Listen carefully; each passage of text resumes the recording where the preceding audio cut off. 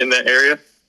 Yeah. So I actually played basketball growing up. A lot of family members played basketball in college, and I loved it. But I was actually pre-med in college, so I was taking classes like biology, organic chemistry, stuff like that, and then took a speech class. I took a lot of writings classes because I wanted to get my minor in communication studies, and realized that I actually really loved it. So I decided, you know what, do I want to work in a laboratory 12 hours a day, or do I want to watch sports and talk about sports? And I'm going to try that out. So I actually called the station that I work out now, WLWT, back in, I think it was 2011, called them every single day for 2 weeks begging for an interview for a free internship. Oh. They finally let me come in and interview, and I did, got the free internship, and then my first job was Great Falls, Montana, in a rodeo and 6-man football. That was interesting. So, here. Huh? Oh, that's, I never heard of that sport. 6-man football. Oh, yeah. So basically what it is in some of these really small towns. So here's the gist of it. I was told by someone who lived there in Montana that for as many people who live in the state, there are 3.5 cows. So it's a massive state, not a lot of people. So some of these little towns and villages don't actually have enough kids at their school to be able to make up a team who can play 11-on-11 football. So they have 6-man football and 8-man football. Interesting. Yeah, it's crazy. So that's, okay. So yeah, rodeo, indoor rodeos, outdoor rodeos are definitely better. So if you ever get the chance to do that, go to an outdoor rodeo. And about a year later, I came back to Cincinnati, and I've been here for just over 6.5 years. Oh, wow. Yeah. Yeah, so let's talk about the local teams first for the draft. Obviously, Cincinnati got their guy in Joe Burrow. So I saw your video yesterday. I guess you were outside. Someone was interviewing you on some news channel, and then they also drafted T Diggins. I think it's T Diggins, right? Yeah. So first, what was the Cincinnati's fan base reaction when they got Joe Burrow on the first day on the draft? They were excited, but they also expected that.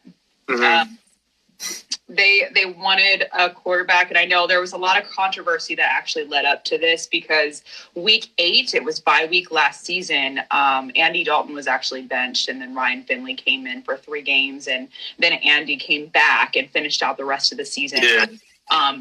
That was a pretty big deal when all that happened. Andy wasn't happy that at that time that the Bengals chose not to trade him before benching him or even give him the option. They told him about 3 hours before the trade deadline. So he wasn't happy about that. And you think about Zach Taylor. I mean, he was a quarterback coach. He was a quarterback at one point in his college career. So I think that he's got someone who he's excited about. And I think the whole entire city is really excited. I thought they were going to probably burn the city down if the Bengals did not take Joe Burrow. It's a good thing to get. Wow. But I mean, obviously the offense. I'm a Dallas Cowboy fan, so I mean, I like to watch. Yeah, so I like to watch the other teams too. But the Bengals offense, I mean, it's taking shape. I feel like they're with Tyler Boyd, Joe Mixon, and now T Diggins, and now Joe Burrow. I feel like that offense is going to be good for a long time, and I think they're building the foundation the right way with the young coach. So So what do you expect Joe Burrow to bring to the team? And do you see, and what will they do with Andy Dalton? I mean, he's a free agent now, right? Is that, or they have to? He still has this last year on his contract, and he's due to make over $17 million. And at this point, the Bengals can't really afford that, in my opinion. And for the Joe Burrow question, he's got a ton of confidence, and coaches tell me that he's got that edge. And I was really impressed with how, I guess, just cool and calm that he was under pressure, especially at the combine, because, you know, there was so much media at the combine just throwing questions at him left and right about his small hands and all this other stuff. And he handled it like a pro. So I was impressed there. The coaches were extremely impressed with him. Obviously, they drafted him first overall. And he has that likability factor. I think his teammates are really going to like him, and I think he's going to take the job seriously. And from what I've heard, he's had the playbook for a little while now, so he's already taken in. And they start meetings, not with the rookies, but with the vets. But they are able to start meetings on Monday. So, yeah, they'll start cracking here on the playbook pretty soon. So, like, meaning like virtual meetings, or? Yeah. Oh, okay. Yeah. So, and I want to let me ask you this: what do you see in T. Diggins? What kind of receiver is he, and what will he bring to complement Tyler Boyd and now Joe Burrow? What kind of receiver is he? I mean, I feel like I'm surprised he fell to the second round. I thought he was a first round talent. I mean, right. I think he was the third. In my opinion, he's the third best receiver in this draft. Yeah. That's how good he is. But I just want to get your take. What kind of receiver is he? Well, and this was a pretty deep draft. So I wasn't super surprised that he fell to the second round. I know the Bengals were pretty excited to see him fall to the second round. They were able to get him. Yeah. But, you know, he certainly seems on film, when you watch his film, he's a deep threat. He catches anything within his zip code. So that's a positive for him. And especially he models his game after A.J. Green. Mm-hmm. And he told all the media that when he was drafted. So he's focused on body control, and he's trying to do these similar things that A.J. Green does. And now he's going to have a chance to learn from A.J. this year. So I think he'll be a massive compliment to that wide receiver group. And Brian Callahan, the offensive coordinator, said that he does expect whoever they actually pick at 33, which they took T. Higgins, they expect him to be a starter immediately. Mm-hmm. So I think it'll be a nice little competition out there. Yeah. And if we actually do have a training camp, if the Bengals hold a training camp there, it's going to be a lot of fun to watch this season. So are you surprised that they didn't get a tight end? Because I feel like the guy, Thaddeus Moss, could have been a fit for you guys, because Joe Burrow already played with him, and obviously the injury concerns are with Thaddeus Moss, but I feel like he could have been a perfect fit in Cincinnati. But obviously he went to the Redskins in my division. But so were you surprised that they didn't get a tight end at all? I absolutely was, especially after Tyler Eifert decided to sign somewhere else. He's no longer with the Bengals. So now at this point, you have CJ Uzomah, who proved himself last year. I thought he had some really nice plays last year. And then you have Keithan Carter and Mason Schreck. But I was kind of shocked that they didn't pick up a tight end. So maybe I was actually thinking that maybe they would pick one up in an undrafted free agent. Maybe they would go that route. But to me, if they're not going to take a tight end, it tells me that they feel the need to fill other positions and other holes on their roster, and that they're comfortable with where they're at with the tight end position. So we'll see how that shakes out. But I was surprised. So I want to talk about the running back, Joe Mixon. He's a special talent. I think you interviewed him before. So what's he like? What's he been like since he's been there? It's funny because when he was drafted in the second round, it was a really big deal because he was such a controversial pick, if you remember. He was drafted because of the video that was released and all of the bad press that kind of surrounded him. But going into that interview, I thought, you know what, I'm not going to judge this kid off of one moment in his life. I had empathy for the woman in the video. But I also decided, you know what, I'm going to let this kid prove to me who he is. And so far in the years that I've been covering him, he has been super respectful, kind. I very much pay attention to how he treats me, obviously, and how he treats other people around him. And he's very likable also. He's a guy that I really enjoy speaking with. He's got that big personality, and he'll shoot you straight, and he doesn't BS. And he's a lot of fun to talk to. He's a great guy. Yeah, so before we go any further with the draft, you can still cover the Reds, right? Also? Yeah. Yep. Okay. Yeah, because one of my friends from Jackson Memorial, the Reds drafted him. His name is Danny Serino. If you heard of him. Okay. Yeah, so he's my close friend from Jackson Memorial. He's a Jackson. I'm from New Jersey, so he went to high school with me, and the Reds drafted him. And I just want to get obviously I know how he pitches, but do you see him as a starter in the future for Cincinnati, or a bullpen person? I'll be honest, I haven't seen too much of his work, so I can't an informed comment on that. But the Reds have made some serious moves in the offseason to try to put themselves in a really good position to compete in the NL Central.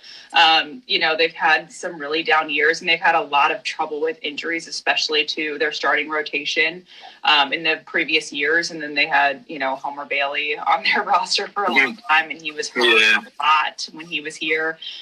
So they're trying to maintain their health, and they have big goals. They did have big goals this season before it essentially got canceled. And I really hope the fact that they went out and spent all that money in the offseason to acquire quality, talented players, I really hope that they do get the chance to actually show what they're made of this season. I think Bob Castellini has to be thinking that he's cursed because he goes out in the offseason and spends all this money. Yeah. Suddenly we don't have baseball thanks to COVID-19. So this is wild. I mean, obviously, hopefully we get some baseball, but that lineup is, I'm a Yankee fan, but that lineup is dangerous in the NL Central. I feel like they can. Actually, they're one of my sleepers that can win the division this year if they have a season. So the Reds have definitely improved. But yeah, so getting back to the draft as a whole, did you see any surprises in the first round or head scratchers to you? No, not really. I knew going in that this was such a deep draft that there were going to be really talented players that would fall lower than they were expected to go. So that wasn't really a surprise to me. As far as the Bengals go, I was surprised that they didn't take an O-lineman earlier. But they also said that they were comfortable with where they stood with the offensive line. So they are comfortable with the guys who are up front protecting Joe Burrow. So we'll see how that shakes out. But yeah, overall, I wasn't really surprised. What are your thoughts on my Dallas Cowboys draft? Oh man. It must be fun to watch the Dallas Cowboys, actually. I would give them an A. They have CeeDee Lamb. Obviously, I can't believe he fell to us. That video out of my mind of when he with the girlfriend had the camera on. Yeah, when she snatched the phone and he snatched it back. Was that his burner phone? What kind of phone was that? Because he was obviously on a phone and then he had a second phone. Yeah. That was hilarious to me. I think she came out on Twitter and said that it was his agent FaceTiming him, and she was trying to answer the call. And then CeeDee Lamb actually went on Twitter and defended the whole situation. So maybe it's something that we didn't notice, but I thought that was hilarious. Yeah. I'm surprised he fell that to us. He basically fell to us. I'm surprised that happened. And I was so happy that when we drafted him, you can't pass up a talent like that. So. No, you certainly can. And there's a reason why Dallas jumped on him when they had the chance to do so. But yeah, I think they did pretty well in the draft, actually. I think the only fan base that I've heard of that is not happy with their draft is the Green Bay Packers fan base. Oh, speaking of that, what was your reaction when they traded? I feel like, the Patriots messed up because they could have had their franchise quarterback in Jordan Love, but they decided to trade back, which they usually do, and they were sitting right there, and Jordan Love was right there. What What was your reaction when the Packers traded up and got him? I was a little bit surprised because Aaron Rodgers still has, 4 years left on his extension. So I was a little bit surprised, but I also, when you think back into the Packers history, I mean, how long was Aaron Rodgers under Brett Favre? 6 years or something like that. So a bit of a surprise, but not totally, especially if they plan on grooming Jordan Love for that position one day. So yeah, that was surprising to me for sure to see that come across the screen. And then one of our local guys, Josiah DeGuara, actually was drafted 3rd round by the Packers. So I'm excited for him to be able to, learn from Aaron Rodgers and be able to be around just legendary players. Right. Yeah. Over him. So is he a receiver? He's a tight end. Oh, tight end? Yeah. He's built for the NFL. It's crazy. I mean, the tight end class was kind of weak this year, but I guess he can. What's his name? Josiah DeGuara. Oh, the Packers drafted him in the late round, or it was 3rd round. Oh, okay, 3rd round. Okay. What was it? It was about midnight or so on. Mm-hmm. Okay. But he's excellent character, great player. So I hope that he pans out in the NFL. I think he will. I have confidence in that. But honestly, when you think about it, does it really totally matter where these guys are drafted? Because you think about Tom Brady, the GOAT of the NFL, he was taken in the 6th round in the year 2000. Mm. So it doesn't totally matter where you're drafted, in my opinion. Yeah. So speaking of the surprise, obviously Tom Brady, I expected him to leave, but I didn't expect him to choose like a random team like Tampa. But I can't believe it's going to be weird seeing him in red and gray. And I don't know. But the really surprise one was when Gronk came out of retirement and he got traded. What was your reaction when that happened? I was just like, what is happening right now? It's insane. I was shocked because I don't know when it was, but I saw a video of Gronk talking about how when he was in the NFL, he was in so much pain from getting hit. So I figured, he's totally done. He's never going to come back. And then when he did, I'm thinking, you know what? If a player is going to come back into the NFL and come out of retirement, it would be for Tom Brady. Right. Would it be for any other quarterback? I don't think so. It would probably be Tom. So that's going to be interesting for Tampa Bay fans to see legendary Tom Brady and Gronkowski on the same team. That's going to be the NFL is shaping up to be really interesting this year. I can't wait. I mean, they're like the New England Patriots of the NFC South. So that division, I think that's going to be a dogfight because the Saints are good. Even the I'll put the Falcons. I think the team that improved this offseason was the Falcons because for them to be able to get Todd Gurley on that kind of deal. I mean, obviously with the injury concerns, but being back home for him, I feel like he can have a revenge season and being in front of the family members. I think it would be good for him. So do you think the Falcons is an improved team with that Todd Gurley? But I think for, an NFL player, it can be a good thing and potentially a bad thing to come and play in your hometown because depending on your situation, from what I've seen, a lot of these NFL players, everybody they come in contact with usually wants something from them. So when you go back home and a lot of people, there are a lot of people who are then asking you for things and asking you for money and to invest and to do all of this stuff. And you just hope that the player is strong enough to say no and not invest in, your fourth cousin's random business that he wants to get around. Stuff like that is probably worrisome. You also think about distractions. So hopefully he can avoid all of that and ball out next season. Yeah, so going back to my Dallas Cowboys real quick, a couple of my friends said that CeeDee Lamb reminds of them of Hopkins. Do you see that? Him, CeeDee Lamb, like Hopkins, the DeAndre Hopkins? I don't think I would compare the two necessarily. I've seen a little bit of film from CeeDee Lamb. But I don't know. I haven't seen enough of him to make that comparison. I haven't thought through it logically to make that comparison, to be honest with you. Mm-hmm. Yeah. So, and then today, actually, I forgot to bring this up today. We got some breaking news on Adam Schefter this morning saying that Jameis Winston is going to the Saints. I feel like I said this morning. I put on my Instagram saying I think this is a perfect situation for him learning under Breeze. But I don't know. I don't think he can be a starting quarterback.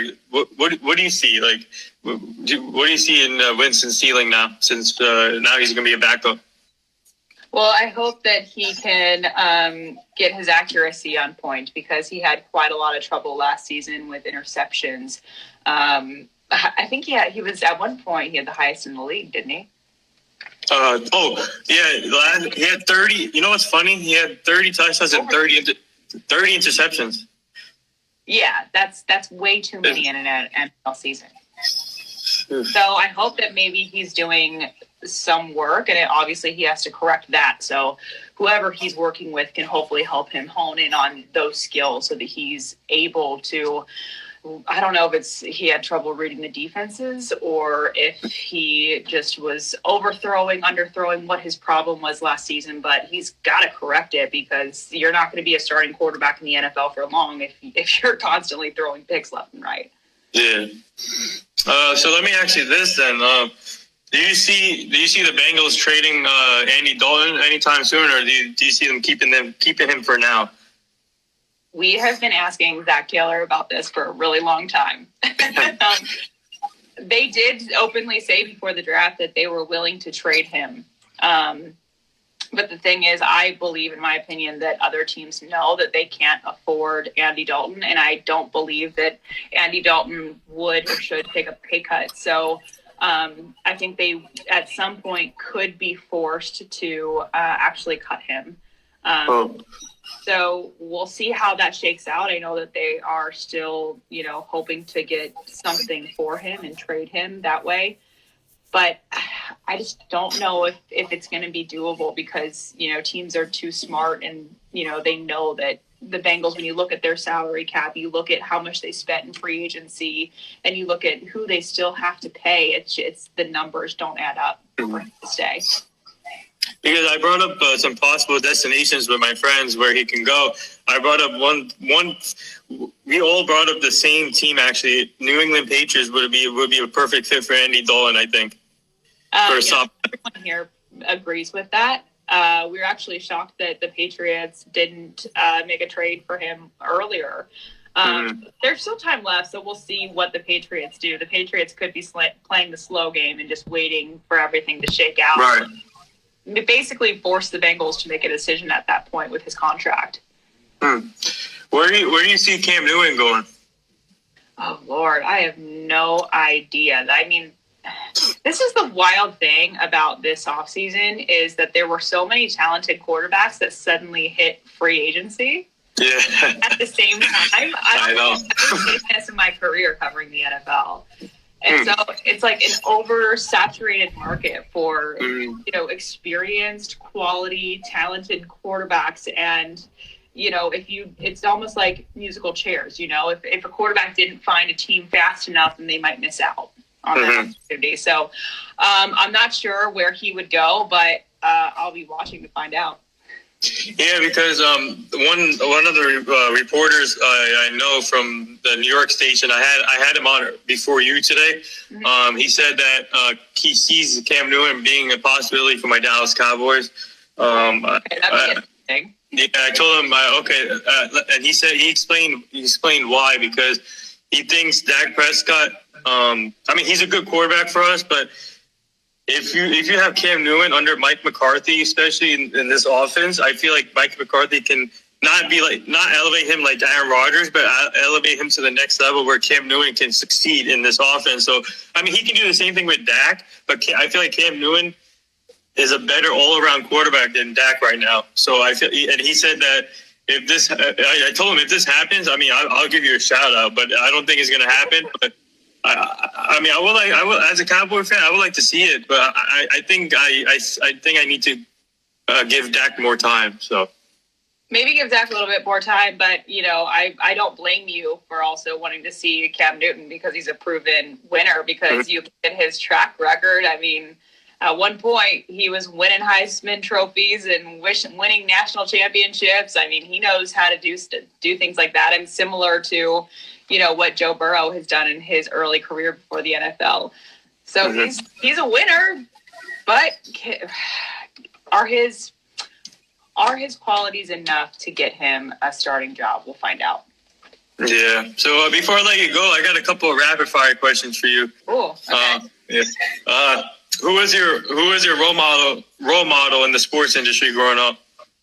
Oh gosh, role model is in like a broadcaster or my favorite? Yeah, like a broadcaster and a player. Well, growing up, my favorite player was Michael Jordan, and I was usually dinged on that because I didn't choose a female player. But in my house, Michael Jordan was the most fascinating player. I mean, he was the most fascinating player in the world. So in my household was one of the houses that was fascinated by him. So I love Michael Jordan, just his style of play, his relentlessness.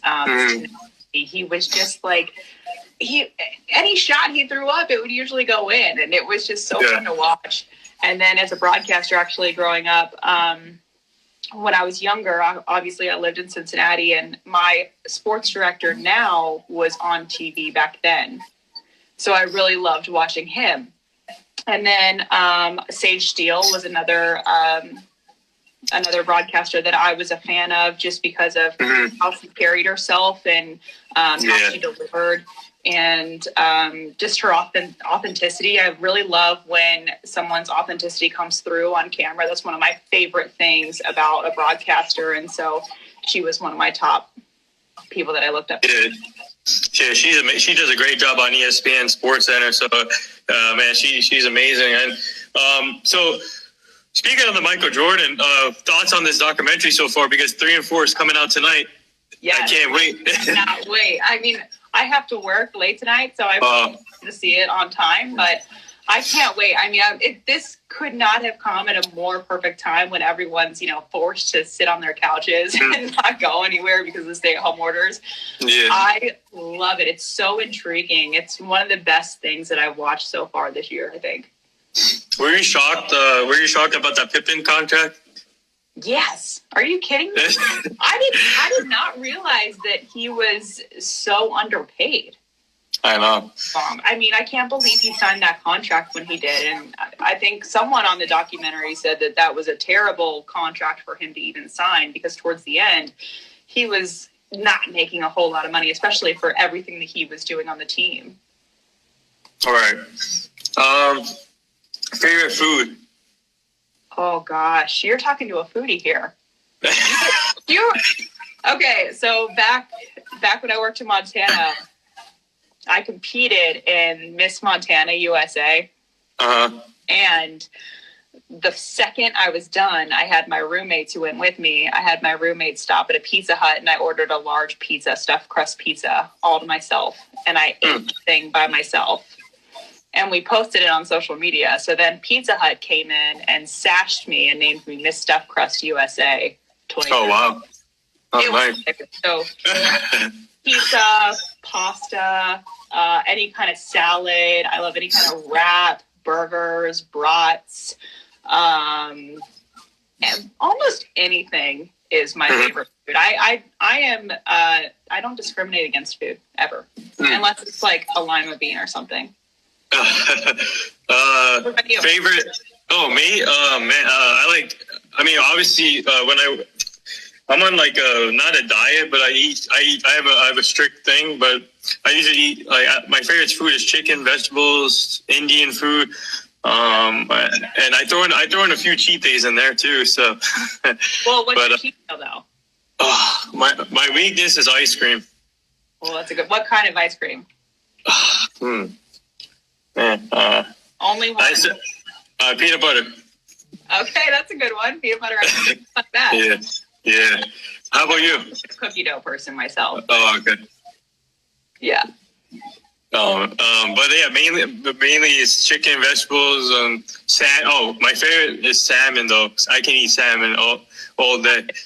Yeah, I can throw in some salmon. I have an almost 2-year-old daughter, and she loves salmon. So we cook very healthy around here, actually, as well. Yeah. But if I get a cheat day, watch out. It's game over. Like we're throwing off and we're throwing down at the kitchen table. Oh wow! Oof. Here's the next one. Favorite hip hop artists, old school and current. Oh gosh. Okay, so I will tell you this. Until I was 18, I wasn't allowed to listen to any music that was not Christian music. So my thoughts on that are, I don't know. I have no idea who was the old school outside of, I can't really. Like, so it's for old school is Biggie, Tupac, and Tupac, like that. For Tupac, Yeah. I like his vibe. I like his stuff. Tupac would be one. And let me think of this current guy. I like Kendrick Lamar, actually. Yeah, I like his jam. Yeah, for me it's Kendrick Lamar, Drake, J. Cole, Meek Mill, Rick Ross. Yeah. Yeah, you've got a good crew. Yeah. Favorite thing to do outside of your work? I love to cook. I love to just hang out with my family. I'm pretty low key. Like I don't do anything crazy or go out to bars and all that stuff. I just hang out with my family and I cook a lot. And that's where I let out some of my creativity is in the kitchen. So that's something that I really like to do. Favorite sports movie? Oh my gosh, Hoosiers, because that's one of the first ones that I watched growing up, outside of Space Jam, obviously. But Hoosiers, Remember the Titans. There's too many for me to just pinpoint one. I've watched so many times that I could probably say every single line in that movie of watching it. Oh wow. Favorite non-sports movie? Oh, favorite non-sports movie. Again, when I was growing up, I could only watch 30 minutes of TV a day. Oh. Like my movie stuff is like totally way off. I would say I don't even remember the name of it. What's the name of the movie where the 4 guys go to Vegas and they're celebrating? Hangover. Yes, The Hangover. That's like one of my top. That's I watched all 3 of them. Oh my god, that's the best movie ever. I feel like all of my movies that I've watched that are non-sports are so sophomoric. Like Dumb and Dumber is a movie that I would watch over and over and over again. That's a classic. Like that's a classic right there. Favorite car? Oh my gosh! I mean, who doesn't like a Lamborghini? Yeah. Why not? I mean, I don't have one. Don't think that I have one. But a Lamborghini would be really fun to drive because it seems like a really good, fast car. That would be my top choice. What about you? For me, it's a Bentley, Aston Martin, Isn't that the fastest car in the world, the Aston Martin? What? I think so. Or no, I think it's a Bugatti. Is it? Yeah. I thought Aston Martin was like right in the top 2 or top 3, maybe. At one point, it was top. Oh man, yeah, I have to check it now. I have to check it. Look it up. Let me find out because I would put money on the Aston Martin is the fastest car in the world. Okay, all right, when I find out, I'll DM you the thing. Okay. So, all right, this question means a lot to me because I've been asking all this to my guests that come on the show because Kobe Bryant, the late Kobe Bryant, was one of my role models growing up. I watched him play a lot with the Lakers. So I've been asking everyone's perspective on him and what he meant to all of you guys, and what does Mamba mentality mean? So for you, what did he mean to you, and what does Mamba mentality mean to you? To me, Mamba mentality just means being resilient and being authentically you and unapologetic about what you're doing and the work that you're putting in, and really not caring about what anybody else thinks.